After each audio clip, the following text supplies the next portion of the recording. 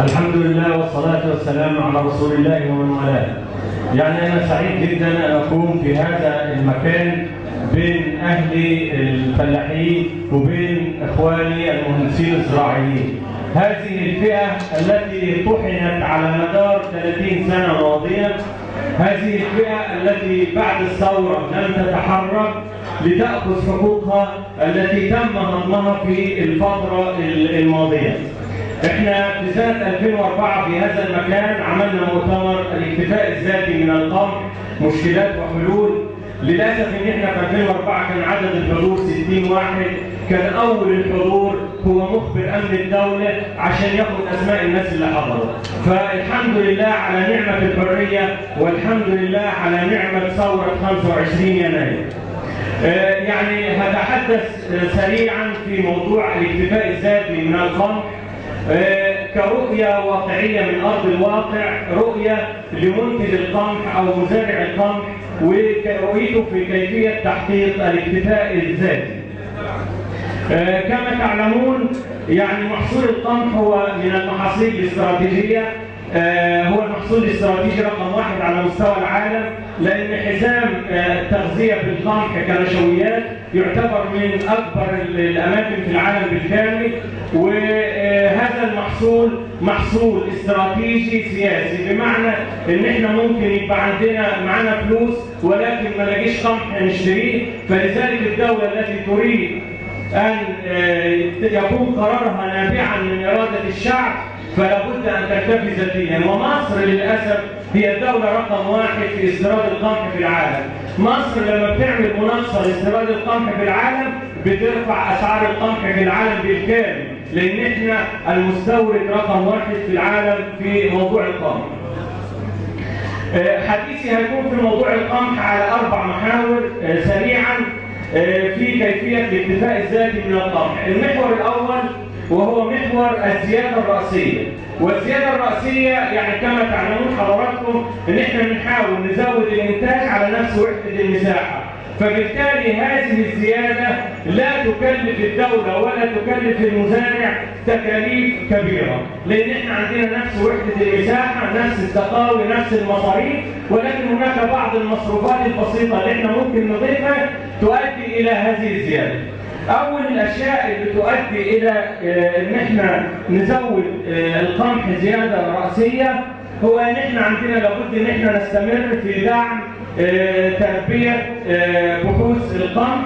وإحنا معانا أستاذنا الأستاذ الدكتور عبد السلام جمعة أبو القمح المصري، وإحنا يعني إحنا نقر جميعا إن بحوث القمح هي من أفضل البحوث في مصر، اللي وصلت لنا النهارده الاصناف الحديثه اللي بيصل متوسطاتها من 25 ل 30 أرداب، مع الالتزام بالارشاد الزراعي والتغذيه المتوازنه واسلوب الزراعه الحديث. هذه الاصناف النهارده احنا الحمد لله عندنا الاصناف الحديثه زي مصر 1 ومصر 2 وسوس 12. هذه الاصناف من اعلى الاصناف لو تم اتخاذ الاجراءات السليمه في عمليه الزراعه. الشيء الثاني ان احنا عاوزين نطالب بقى، احنا النهارده معانا يعني ممثل وزير الزراعه، ان احنا دخلنا على موسم القمح اهوت على الزراعه. احنا بتبدا الزراعه من بدايه شهر 11 في الوجه القبلي ومن 10/11 في الوجه البحري. احنا للاسف احنا حاسين كلنا ان في مشكله اسمده ازوتيه، وان احنا الاسمده واخواننا في الجمعيات والمهندسين عارفين ان المقررات بتاعت شهر 10 ما وصلش لنا 25% لحد دلوقتي. معنى ذلك ان احنا داخلين على مشكله اسمده ازوتيه ثاني، والفلاح هيرجع يشتري شجره اليوريا والنترات ب 160 و 170 جنيه ثاني. فلذلك لابد ان احنا النهارده معانا ممثل الوزير نحدثه صراحه انت هتعمل ايه في موضوع الاسمده في الايام القادمه. الموضوع الثاني هو ان احنا عاوزين نحيي دور الارشاد الزراعي. دور الارشاد الزراعي احنا عاوزين نحييه، لان انا يعني اذكر كلمه احياء، لان للاسف دور الارشاد الزراعي مات، وليس عيب المهندس الزراعي اللي هو بتاع الارشاد الزراعي، وانما عيب المنظومه السيئه اللي كانت بتدير البلد في المرحله السابقه. المرشد الزراعي او مهندس الارشاد الزراعي بقى بدوره ان هو يروح يبلغ عن الفلاح في موضوع حمايه الاراضي، في البناء على الارض الزراعيه، في حرق قش الارز. فاصبح النهارده ما بين المرشد الزراعي وما بين الفلاح اصبح في عداء. لا، انا عاوز نرجع لدور المهندس الزراعي بتاع الارشاد يكون صديق المزارع مره ثانيه، وان هو يشتغل على ازاي ان احنا الاساليب الحديثه في الزراعه والتغذيه المتوازنه نوصلها للفلاح مباشره. النهارده احنا عندنا في بعض التجارب في الاراضي الصحراويه وصلت معدلات الانتاج لاكثر من 25 أرداب نتيجه بعض المعاملات البسيطه اللي احنا ممكن كلنا نعملها. مصر النهارده التربه المصريه خاليه من البوتاسيوم. لما نتكلم على تسميه NPK النهارده احنا للاسف احنا بنسمي الازوت فقط، وان كان شويه فوسفور، رغم ان في مشاكل كثيره في قضيه السوبر في اضافته للارض الزراعيه وكيفيه امتصاصه، ولكن ليس هذا المجال الان، ولكن نتحدث ان احنا عندنا النهارده نقص شديد في البوتاسيوم في التربه المصريه، فاحنا النهارده لما نتكلم على باقي المنظومه نستطيع ان احنا نضيف بوتاسيوم ونضيف وندخل نتدخل برشتين من الاحماض الامينيه والعناصر الصغرى حتى نحصل على نبات محتواه في حيويه عاليه ويؤدي الى انتاج عالي. احنا عندنا تجربه في قطاع بنجر السكر ودي ارض صحراويه، احنا عندنا القطعه 6 فدان وصل معدل انتاجها 154 أرداب في سوق 12 نتيجه بعض المعاملات المتوازنه في هذا الموضوع. عايزين نتكلم في الزياده الراسيه ان احنا عندنا مساحه ارض زراعيه في مناطق الزراعه الحديثه، واخص تحديدا منطقه بنجر السكر. هذه المنطقه اللي هي ممكن تكون فيها كم كبير من المستوى القياسي في الانتاج على وحده المساحه اللي هي الفدان، ولكن للاسف ان احنا نفاجئ اثناء الزراعه ان احنا عندنا المناوبه تصل في هذا المكان ل 40 يوم. 40 يوم مفيش ميه، واعتقد لو في حد من هذا القطاع هيذكر ان في اكثر من 40 يوم في هذا الموضوع. فالنهارده للاسف احنا عندنا مشكله ميه، احنا ما عندناش مشكله ميه لو عندنا اداره صحيحه.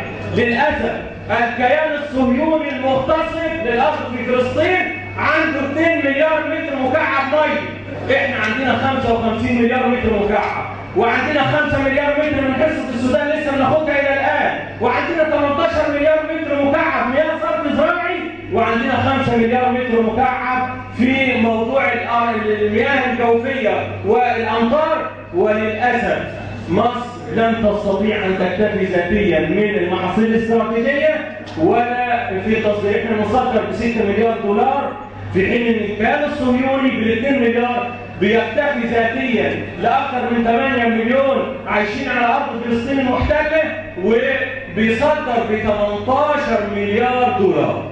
شوفوا الفرق الشاسع، وهذه المعلومات موجوده في منظمه الاغذيه في الزراعه وكل المنظمات الزراعيه حول العالم.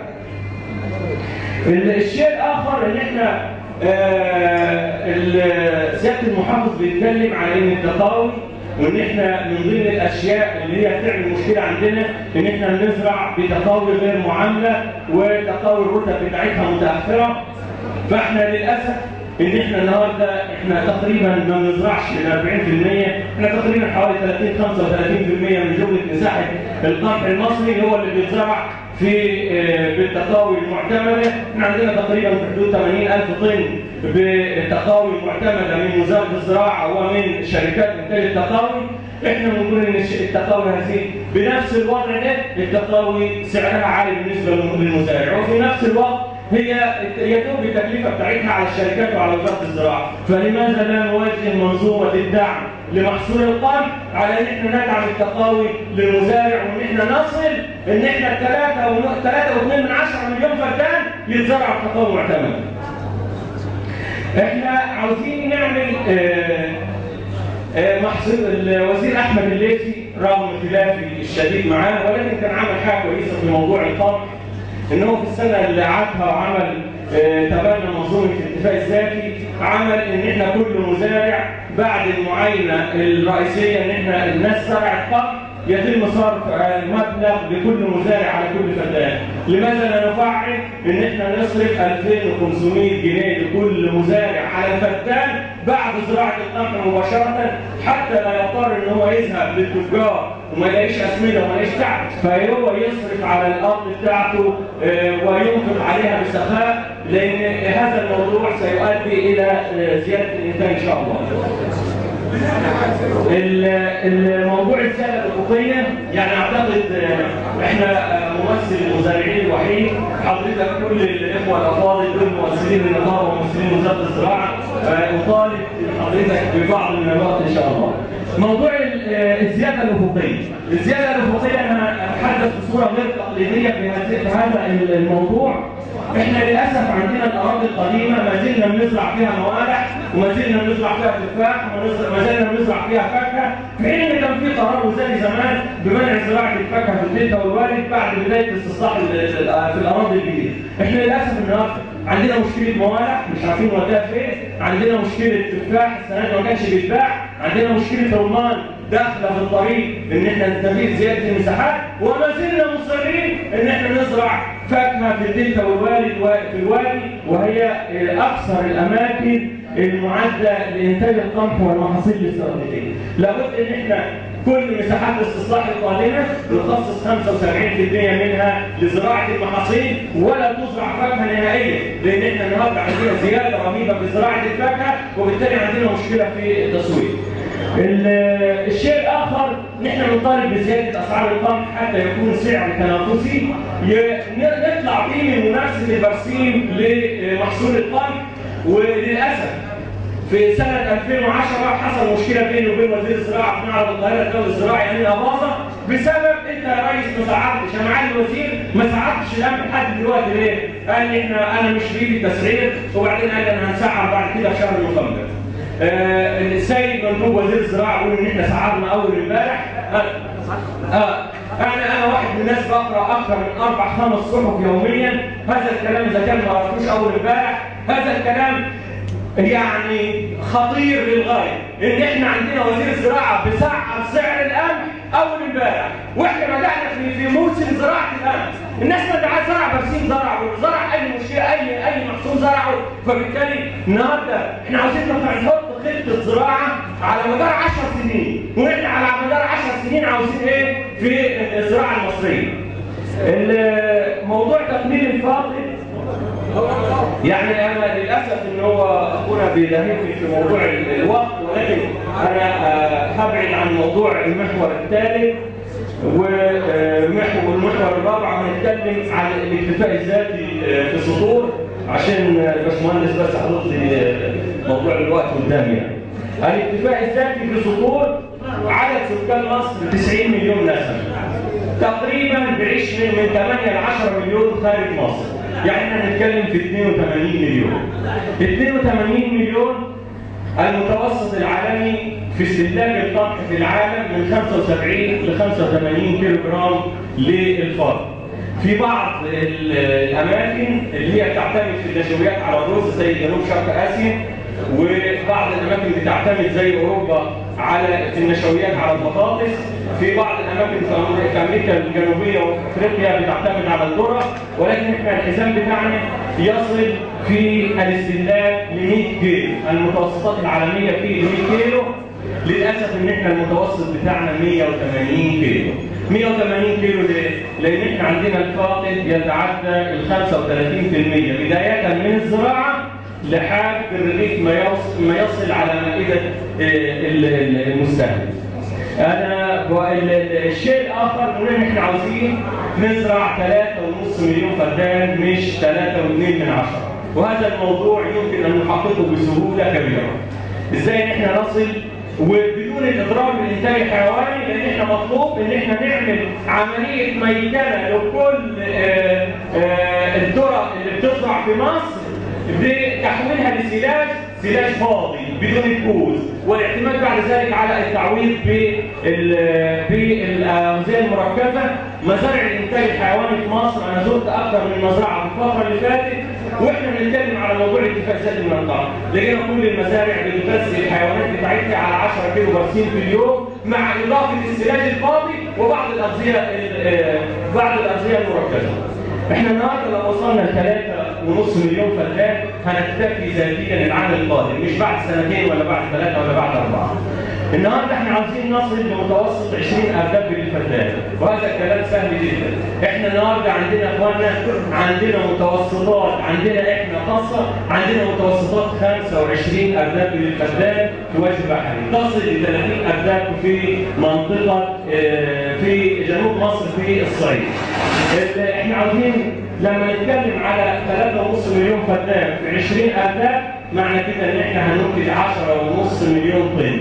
لو احنا وصلنا ل 120 كيلو معدل استهلاك الفرد في مصر، وده معدل عالي جدا على فكره، هنصل ان احنا تقريبا بنتكلم في 9 مليون طن استهلاك المصري، فبالتالي احنا نستطيع ان نكتفي العام القادم. ولكن اذا اردنا ان نكتفي العام القادم لابد من تكوين لجنه من الان تتحدث عن كيفيه انتاج تقاوي 3.5 مليون فدان من الان.